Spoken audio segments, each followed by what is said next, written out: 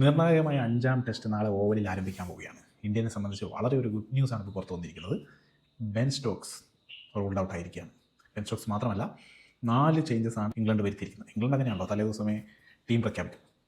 ഒലി പോപ്പാണ് Ben സ്റ്റോക്സിന് പകരമായി ഇപ്പോൾ ക്യാപ്റ്റനായിരിക്കുന്നത്. Ben സ്റ്റോക്സിൻ്റെ അഭാവം എന്ന് പറയുന്നത് ഇംഗ്ലണ്ടിനെ സംബന്ധിച്ച് വലിയ തിരിച്ചടിയാണ്, ഇന്ത്യനെ സംബന്ധിച്ച് വലിയ അനുഗ്രഹവും. 3-ാമത്തെയും 4-ാമത്തെയും ടെസ്റ്റിൽ മാൻ ഓഫ് ദ മാച്ചാണ് ബെൻ സ്റ്റോക്സ്. കഴിഞ്ഞ മത്സരത്തിൽ ബെൻ സ്റ്റോക്സിൻ്റെ പെർഫോമൻസ് അസാമാന്യമായിരുന്നു. അല്ല, ബോളിങ്ങിലും ബാറ്റിങ്ങിലും എല്ലാം കൂടി, ഫീൽഡിങ്ങിലും എല്ലാം എന്താ പറയുക, ഒരു ഭയങ്കര ഒരു മനുഷ്യനാണ് ഈ ബെൻ സ്റ്റോക്സ്. ഭയങ്കര ക്യാപ്റ്റൻ, ഭയങ്കരമായ ഓൾറൗണ്ടർ. ഏതായാലും അദ്ദേഹം ഇല്ല എന്നുള്ളത് ഇന്ത്യക്ക് ഒരു പകുതി മേൽക്കൈ നൽകി കഴിഞ്ഞു. പിന്നീടുള്ള 3 മാറ്റങ്ങൾ എന്ന് പറഞ്ഞു കഴിഞ്ഞാൽ ബെൻ സ്റ്റോക്സിന് പകരം വരുന്നത് ജേക്കബ് ബദേലാണ്. പിന്നെ ബ്രൈഡൻ കാഴ്സയ്ക്ക് പകരം ഗുസ് അറ്റ്കിൻസനാണ് വന്നിരിക്കുന്നത്. അറ്റ്കിൻസൺ ഒരു ഓൾറൗണ്ടറാണ്, സെഞ്ചുറിക്ക് ഓൾറെഡി അടിച്ചിട്ടുള്ള ആളാണ്.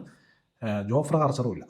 ജോഫ്ര ആർച്ചറിൻ്റെ ആ ഒരു പേസും നമ്മൾ ഓവലിൽ നേരിടേണ്ടി വരില്ല. പകരം ജാമി ഓവർട്ടോണാണ് എത്തിയിരിക്കുന്നത്. അദ്ദേഹം ഇതിനു മുമ്പ് ഒരേ ഒരു ടെസ്റ്റേ കളിച്ചിട്ടുള്ളൂ.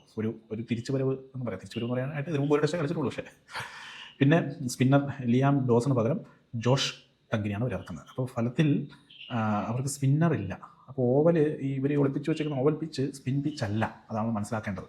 അത് ഇപ്പോൾ പേസ് പിച്ച് തന്നെയാണ്. ഇവർ ഇപ്പോൾ 4 പേസ് ബോളർമാരെയും കൊണ്ടാണ് അപ്പോൾ ഇവർ ഇറങ്ങുന്നത്.